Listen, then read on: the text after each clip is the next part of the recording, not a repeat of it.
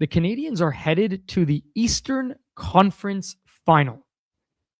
Few words that the listeners at home, if you're on YouTube, welcome. Liam, Jonah, welcome. I feel like those are words that all of us, including myself, never thought I'd be hearing during the 2025-2026 season. They just weren't words I thought I'd be hearing. But here we are with these immense expectations for this Montreal Canadiens team going into the Eastern Conference Final. One of 4 teams remaining. Imagine that. Imagine that. One of 4 teams remaining.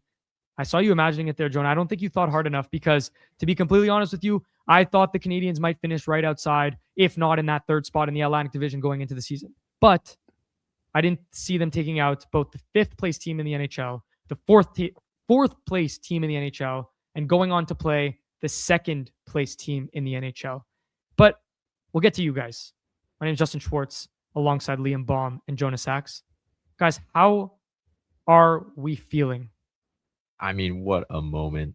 Alex Newhook, the hero of this series, 2 Game 7 winners in a row, a guy who hasn't been a massive goal scorer, big point producer, but he's the hero that comes up big for Game 7 once again. Justin and I were on the ice while it happened, but don't worry, I caught the goal. He caught the goal as well. True Habs fans. But this is unreal. And not only, I think you could have told anybody, if you did preseason, that they would be in the conference finals. Nobody would believe it. And not only did I believe that it would happen, didn't believe it would happen this year, but maybe even for the next 3-4 years. So this rebuild has really taken a 360. It's probably been the fastest rebuild in NHL history. Just 3 years ago, they finished dead last in the NHL. And coming up to now, they're in the Eastern Conference Finals with the likes of Colorado, Vegas, and Carolina. So it's such an unbelievable feeling. $2.9 million, guys, for Alex Newhook for another season. Just absolutely insane work. You need guys like that to show out in big games. He's a cup winner, and he keeps proving it. And I saw this stat, guys. The Vegas Golden Knights, the Colorado Avalanche, and the Carolina Hurricanes combined for less losses than the Habs have so far in the playoffs. So, I mean, it's a team that's played the most playoff games possible versus the least playoff games possible. So we'll see what that dynamic is like. That's honestly such a crazy contrast if you think about it. Like the idea that someone was asking me today about, what's more beneficial? Not playing any, like winning in 4, not playing, having this break, or going to 7 and having that experience and being ready to jump into the next series. And I said, well, to be honest with you, I don't think there's a right answer here, because I think you'd probably find yourself somewhere in the middle. If the Canadiens won this series in 5, even 6 games, I would say that they're probably better suited to play in this series. But 7 games for the 2nd time in a row in an absolute dogfight in another game, guys, that they really did not deserve to win. No. They did not deserve to win that game for a 2nd straight Game 7. But who comes up clutch once again? Jakub Dobes. Unbelievable performance. Is he Mr. Game 7? I mean, I think we got to say it at this point. I think Alex Newhook also deserves that title. Yeah, Dobes is a madman. He's built for those games, guys. What were we saying on the last pod? Jakub Dobes treats every single game like a Game 7. And would you guess? Game 7, he shows out. Not at all. And we talked about it last pod. There were a few players we called out before the game that we needed to produce. That was on the likes of Suzuki, Hudson, Dobes. Those guys came up big. But the depth, once again, shows up with a Bolduc power play goal, with a Phil Danault goal. First of the playoffs for him. And not to mention the production from the defenseman has been game changer for the Habs. Not only offensively, but their game overall, I thought in Game 7 was very, very sharp. Obviously, having Dobes back there is a massive advantage. Makes them look good. But Goulet, Carrier, Matheson, Hudson, Dobson, they all looked really, really good. I'm sure that slice of pizza for Danault tastes even sweeter when you get on the board. Little extra sauce on that one. Yeah, I look, I don't know about sweet. Unless you have some pineapple on your pizza. Not for me, to be honest, Joe. But tastier. Sorry. Yeah, fine. But I had to rip into Silky a little bit there. Not on the ball, but look, Dobes played unbelievable. But you guys spoke about Newhook. Another great game from Jake Evans. Another great game from Jake Evans. What a solid series for this guy. Gets promoted to the second line, finds some sort of offense. Lane Hudson, once again, like you mentioned, Liam, it's just a guarantee almost. I mean, it's more likely that he plays well than not, right? But I want to ask you guys this, to you in your eyes, because I saw something on Puck Empire.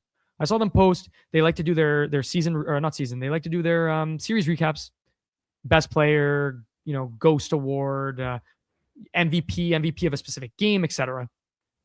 To me, they had Lane Hudson as the MVP of the series. I think that's a very, very fair assessment. However, I kind of find it hard to not give that title to Alex Newhook for this series. No, I'm giving it to Newhook. Many options. Yeah, I think I'd give it to Newhook too. I mean, he came up clutch at the biggest moments. He was the reason why the Canadiens won probably three of the 7 games, the 4 games in this series, where he put up 2 goals in multiple games. He's been an absolute rock. And I think, you can even argue Dobes, but he had his off moments in this series. But I think when it really comes down to it, I'd give it to Newhook. Yeah, 6 goals in 7 games and the overtime winner to clinch the series. Give me Newhook all day, but of course, on the D-core, MVP there, Lane Hudson, for sure, no doubt about that.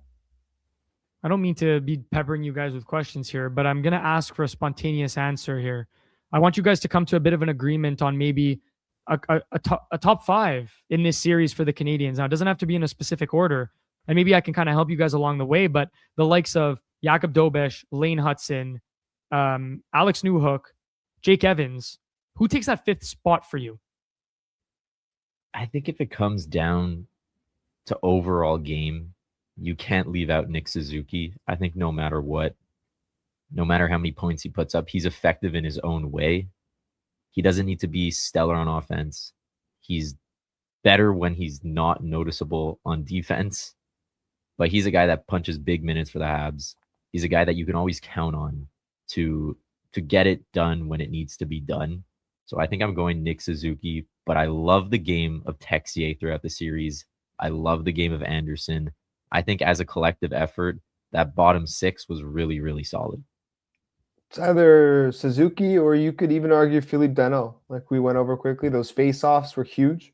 We spoke going into the series how the Habs need to dominate in the face-off dot, and they did that. And Danault breaks up so many little plays that people don't notice, and that leads to success on defensive side of things. And even put up some points, guys. It's not like Danault's not known for getting points or even goals. It was his first goal in probably 3 months.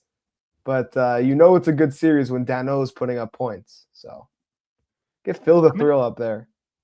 I'm going to go a little off brand here. You guys kind of mentioned Suzuki there. You also mentioned Phil Danault. I really liked Caden Gouli's game. I think that he's become something for this team that people expected him to be coming out of the drafted as a former first-round pick. Very solid when he played out west in the WHL. He was always that heavy-hitting guy. He played that Western brand of hockey. I feel like through injury, you kind of lost a little bit of that, but you were always getting glimpses of it. But man, a healthy Caden Gouli is one of those guys that when we previously, in another life, spoke about Caden Gouli potentially being a solidified top 4 D-man for this team, I mean, I don't think he's given us Canadiens fans a reason to believe otherwise. Yeah, every single puck battle that Caden Gouli was in Game 7, he treated it like it would be his last one. I think by now he's solidified himself as a big game player. We saw Game 82 Gouli to clinch the playoffs last season. We saw Game 7 Gouli versus Tampa with 2 apples. And we saw a beautiful apple last night from Caden Gouli. So that's a big-time player for you guys. And just to point out, too, that pass that he made to Phil Danault is not the first time that he makes a pass like that, right? You go back to game 2,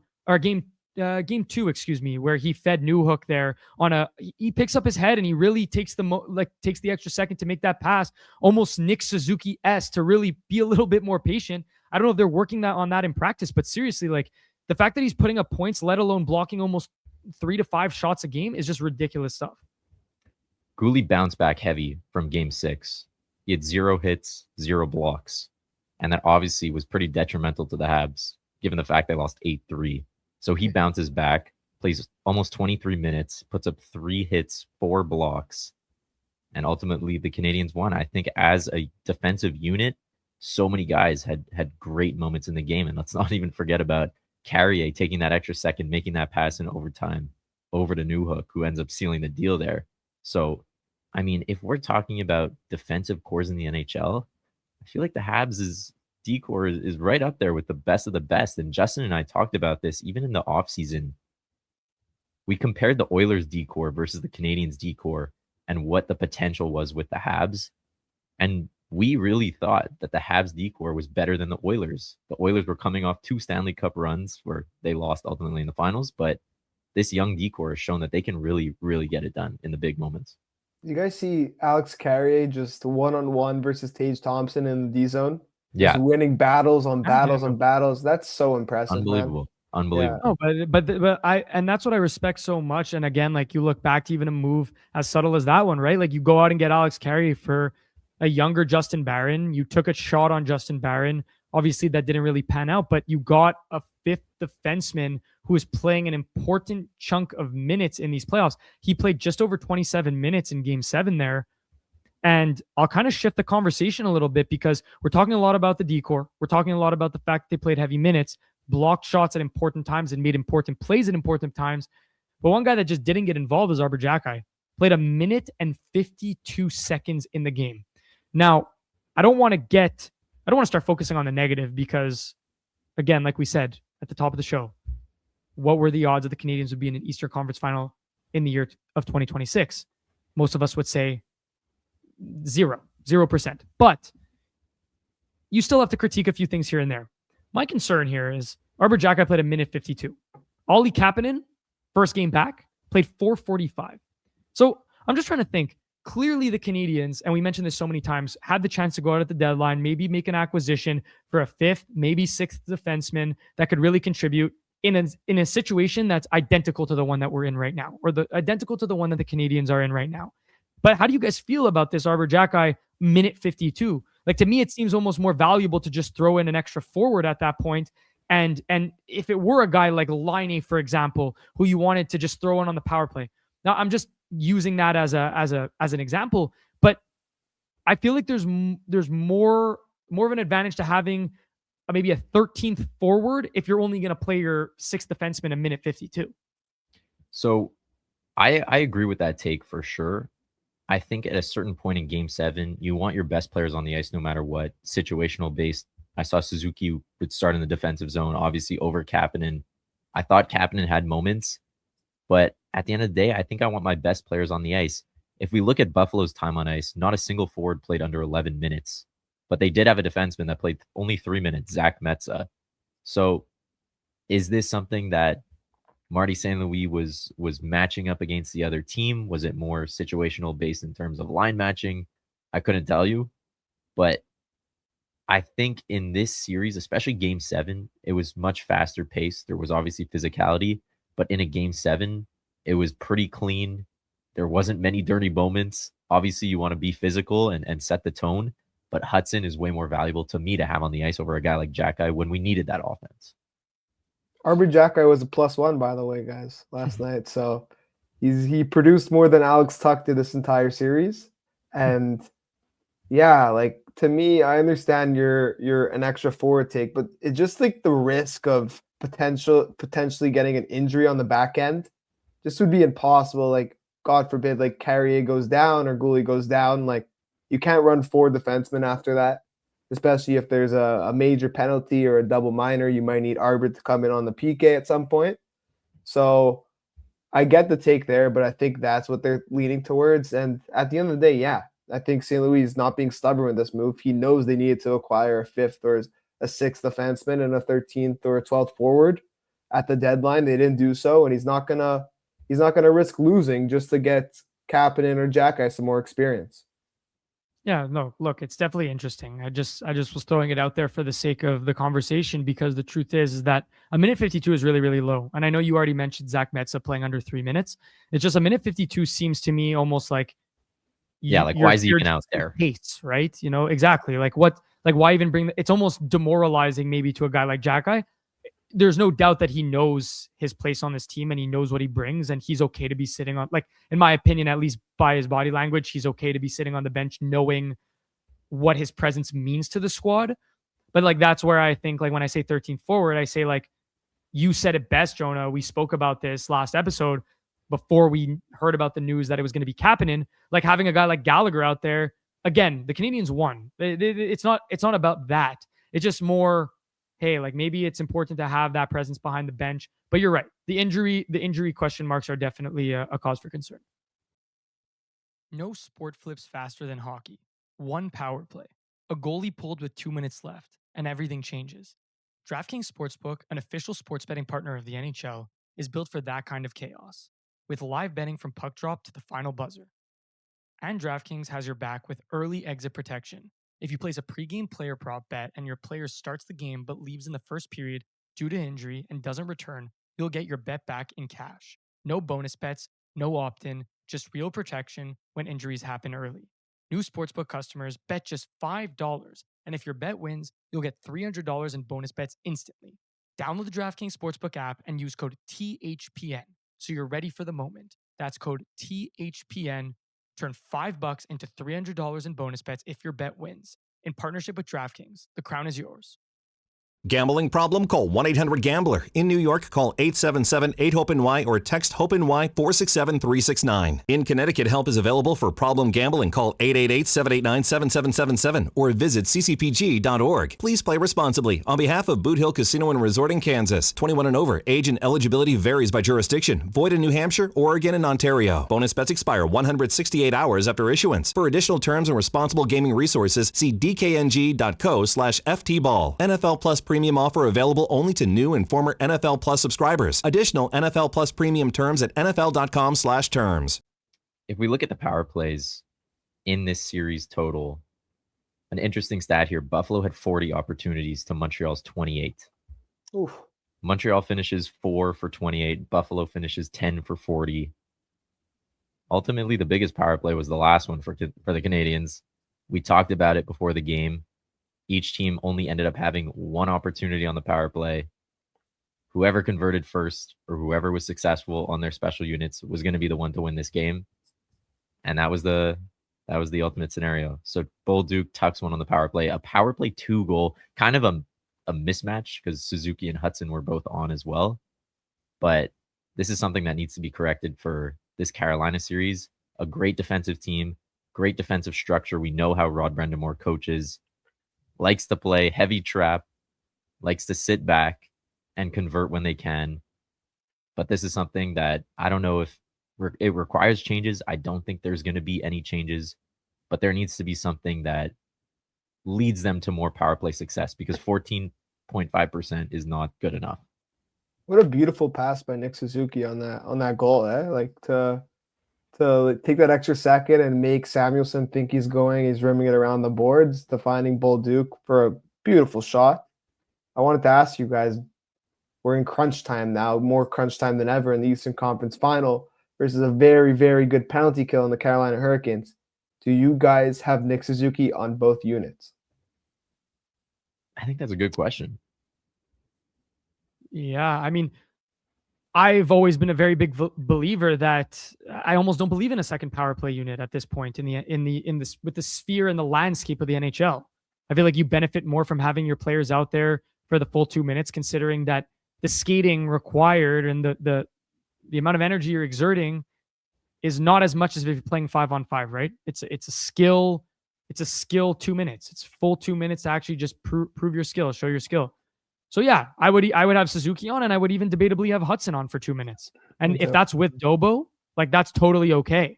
But I really don't see an issue with having Lane and Nick, as if I'm friends with them, calling them by their first names, but Suzuki and Hudson on the ice for the full 2 minutes. Like, you can't really depend on your second unit. And the Canadiens maybe have, at least on paper, one of the worst second units in the NHL, at least on paper.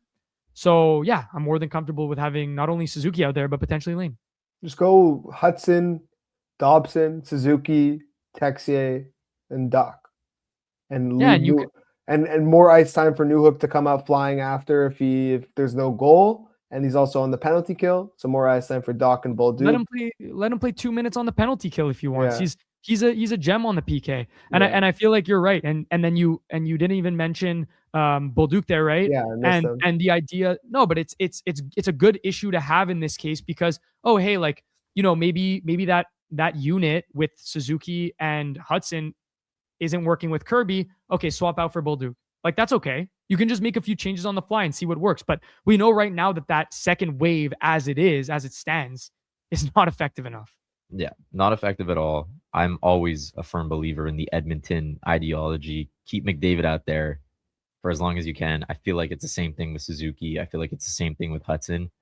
I think we talked about it, but I like the fact that Lane Hudson is a big time puck carrier, whereas Dobson has a basically like completely different mentality when it comes to the power play. He's more of a shooter, more of a passer, where Hudson holds onto the puck, tries to take that extra time to create a play. So it's a different dynamic, but it would be interesting having them both on together.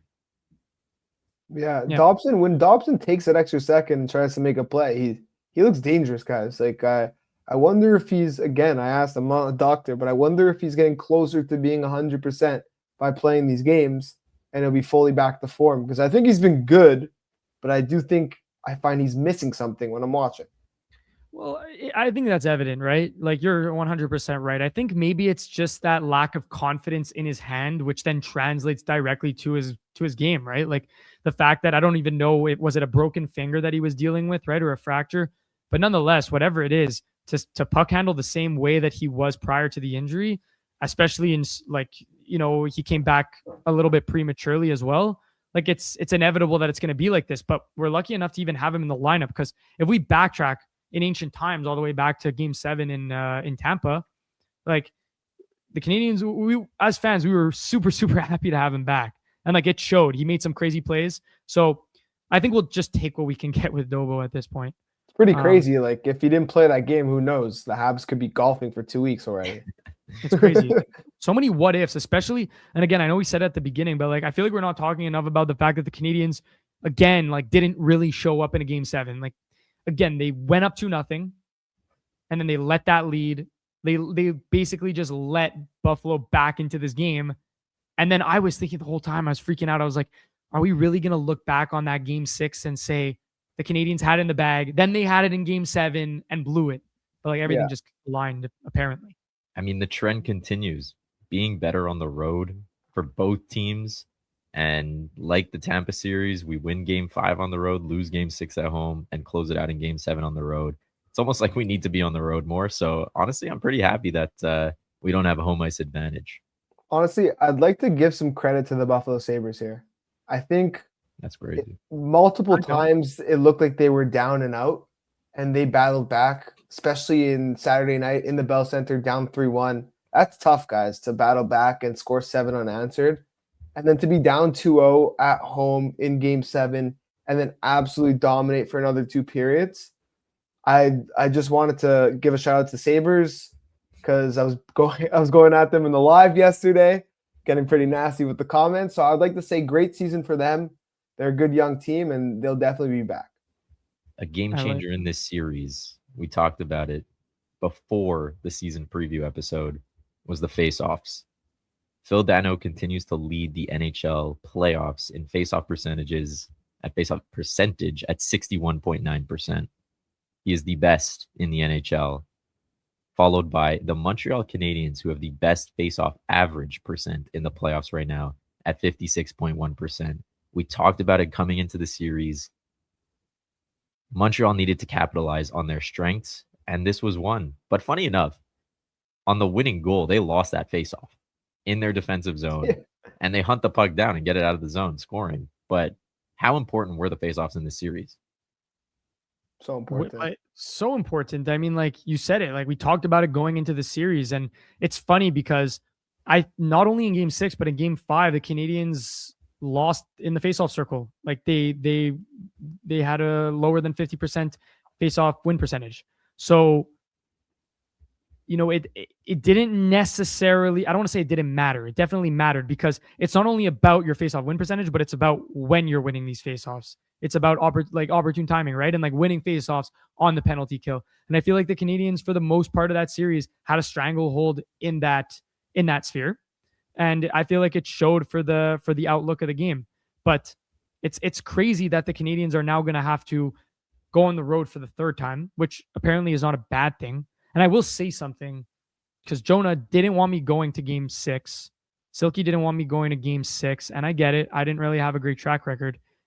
But I don't think any fans do, because I don't think anyone does. Like, the Canadiens have just not been good at home. So I might have to get to a game in the next series, because I'm going to break might that have to make a curse, road or whatever trip. curse Yeah, it is. boys, let's go to Carolina. Yeah, a little roadie. But I think yeah, we're going go to ahead. see a lot of Habs fans in Carolina. I mean, they're worldwide, but this team has such a big following at this point, and you see it everywhere. I mean, everybody you know is cheering for the Habs in Montreal. This is going to be, again, capitalizing on a smaller market team with our Habs fans and creating a home atmosphere. Even though it's a little further than Buffalo, I feel like we're going to see it again. Let me ask you guys, like the Hurricanes building, their arena, it might not be as loud as the Montreal Canadiens at the Bell Center, but do you think it's more intimidating to come in and play there? I think it is. It is definitely intimidating. Like, you get the wind sucked out of you. You give up a goal early in a game against the Canadiens on the road. It's very hard to come back from that. But somehow Buffalo found a way to do that. And I felt like they were just continuously building off that in the series, and it became less and less intimidating to play at the Bell Center. So I feel like they need to set that standard in game 3 and game 4 when they're in Montreal, that Carolina shouldn't survive in this building. It needs to be loud. It needs to be intimidating. They should not want to come into that building. And I hate the stat that they haven't been good at home, because now that motivates them even more. I'm speaking in terms of the Carolina Hurricanes, to come into this building and play good hockey. But Montreal needs to figure that out. I wish you see how rowdy the streets get post game, and whether it's for the better or for worse, obviously, everyone going to these watch parties, be cautious, be safe, because it does get very rowdy. There's a lot of people in one area. But with that being said, I almost wish that we brought a little bit of that energy into the building. Like, again, Bell Center, is it the best place to play on a Saturday night? Absolutely. Is it the best place to play on any night of the week? Absolutely. But guys, let's not kid ourselves. You said it, Liam. I know you know how I feel about this, Jonah. It's inviting. The Bell Center is an inviting place. If I were a player, right? If I was in the NHL, and whether I'm from Quebec or not, and I'm walking into that building on a Saturday night, and there's this just blaring music and the fans are twirling and singing Olé, to me, it's not scary. It's more like, this is fun, electric, and I'm ready to bounce. But if I look towards a team like the Boston Bruins, and I've said it so many times, playing in the TD Garden, there's something about the music they play, or there's something about the colors, or something about, there's just an intimidation factor that goes along with it. Yeah, that's what I'm saying. Like, I don't know why or what it is. But anyway, I'm done with my rant there. But I just think that the Canadiens, the Bell Center, needs to be a little bit more, a little bit scarier to play. Okay, let me start another rant here. Was the 2C we were missing all along Jake Evans? 2 goals, 5 assists, 7 points, +8 on the series. Nobody's talking about how the Habs needed a 2C for the past few years. And Jake Evans has been doing a pretty good job at handling that role. I mean, it's crazy to see that he's the guy that steps up into this role that we felt like needed to be filled for so long, and probably not the long-term solution, probably not the solution for next season, but I think that's a topic for another time. I think there's going to be some movement in terms of the lines, because this is a different team we're facing. They're pretty deep. They have a Selke nominee, or a multiple-time nominee in Jordan Stahl. Aho is down the middle as well. They have speedy wingers with Svechnikov and Ehlers. We're going to get into all of this. But right now, I'd keep Evans with Demidov and Newhook. That's a line that's working super well.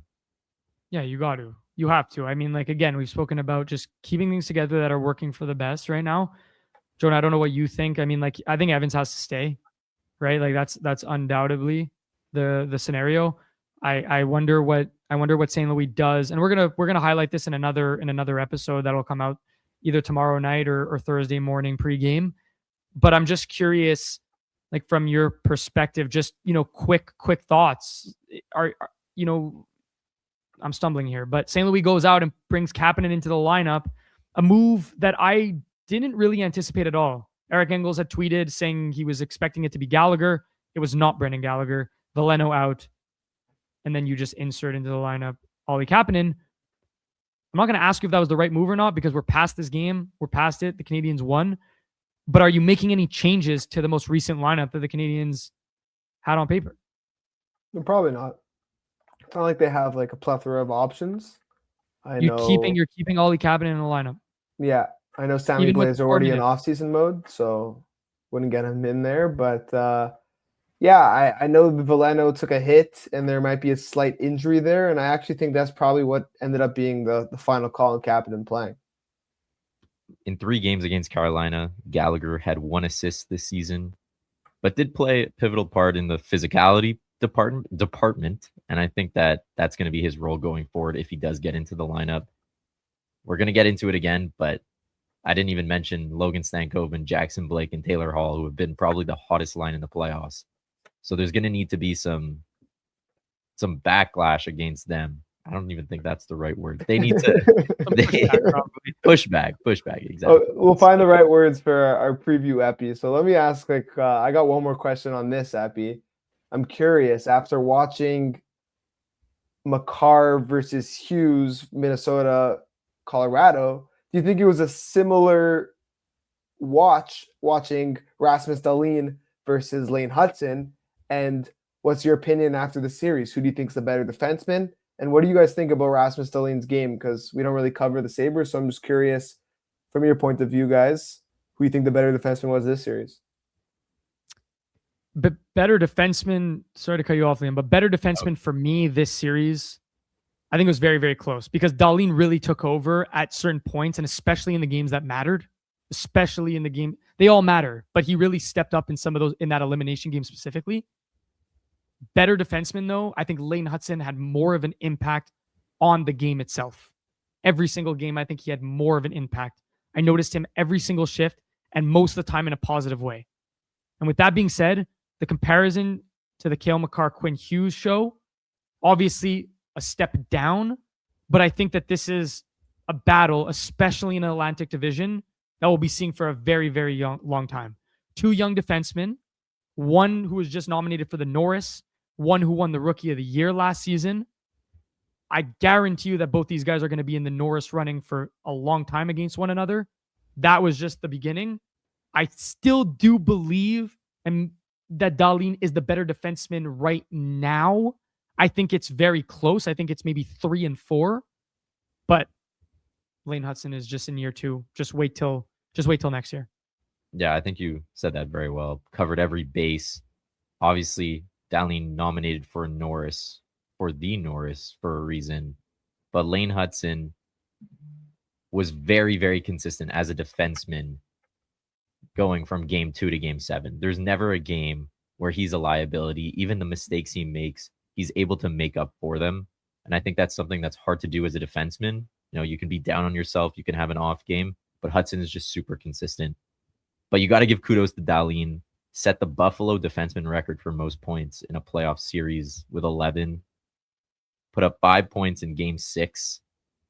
He has his big moments. Like Justin said, this is going to be a battle for the Norris many times in the future.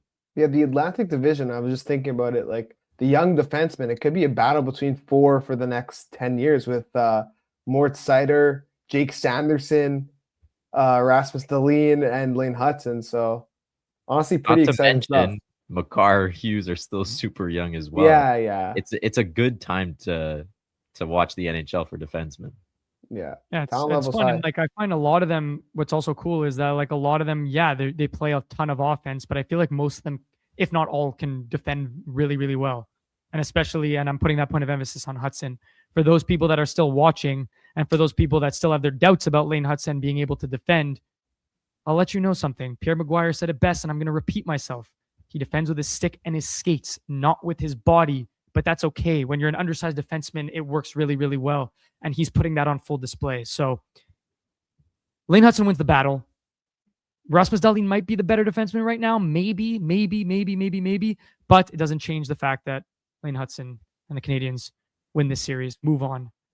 Like I said, we will be most definitely dissecting the upcoming series, get into a few line combinations, seeing what the Hurricanes are about, talking about the potential line matchups and even the goalie matchups. It's going to be a lot of fun to look at, but we definitely did need to have these almost 35 minutes to just talk about the Canadiens advancing on to the third round, because we're Habs fans and we don't get to talk about all the fun stuff all that often. So thanks for listening. Do you guys have anything else to say? Go Habs, go. We had Habs in 7 here. I had That's Habs true. in 7. I had Habs in 7 versus Tampa and versus Buffalo. Watch the pods. You'll find the receipts. At this point, I it love- seems like they're just going to play 7 games every series. So take that as a hint for my next series prediction. Oh, no. Don't take mine, dude. you're gonna take another one. But thank you guys for listening. If you guys are coming from the TikTok lives, well, welcome. If it's your first time, I have no idea. It might be your second, but welcome back if it is. And for all of you guys that usually listen, well, welcome back as well. And we always appreciate your support, especially during these times. HabsCulture.com. Check out the website, blogs, video, even the podcast in full. You can check them out there. At Habs Culture on Instagram, at Habs_culture on Twitter, and at Habs Culture on TikTok. Thank you guys so much for listening. These guys are driving me nuts if you're watching, but I feel like they're just trying to distract me. But thanks for listening. We appreciate it. And we'll catch you guys in the next couple of days.